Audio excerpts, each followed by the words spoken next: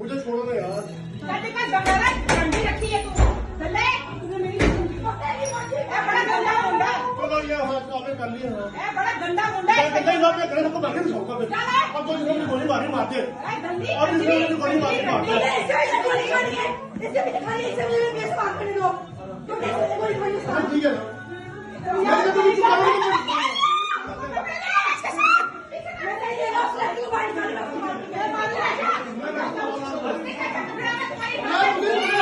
क्या हुआ आपको बैठ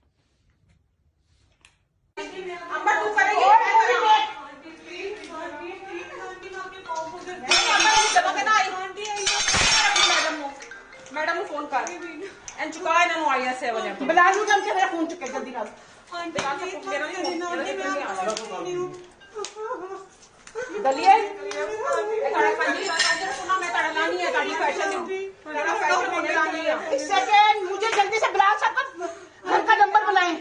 उन्हें इमरान को बोले मैडम को बोले फोन उठाए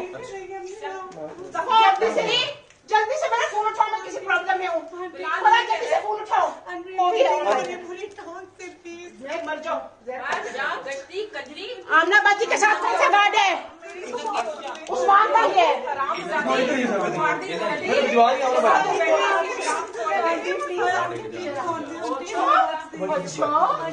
ये सारा कपड़ा बैग रखो डाले में आग लगाऊंगी उठाओ सारे जूते। अस्सलाम वालेकुम। मेरा नाम आमना उस्मान है। ये जो सुबह से स्पैट चल रहा है ट्विटर पे और सोशल मीडिया में, पूरी ये जो पूरा उज़्मा खान का ट्रेंड कर रही है, इस केस के हवाले से मैं 2-3 बातें क्लैरिफाई करना चाहती हूँ। सबसे पहले तो मैं क्लैरिफाई करना चाहती हूँ कि Usman Malik, my husband, has nothing to do with Malik Riaz Hussain. He is not a part of his immediate family. ये सबसे पहले मैं क्लियर करना चाहती हूँ। जो उनको ये सिर्फ मलिक रियाज को मलाइन करने की कोशिश कर रहे हैं। Hasan, this is a personal spat between Hasan Khan Niazi and Malik Riaz Hussain, which Hasan Khan Niazi is trying to just literally get money out of it. वो सिर्फ पैसे लेने के लिए ये सब कर रहे हैं। उन्होंने हमें अप्रोच भी किया कि वो लड़कियों को पैसे दे दें तो ये सारा मामला बंद हो जाएगा, विच वी रिफ्यूज, क्योंकि हम हक पे हैं।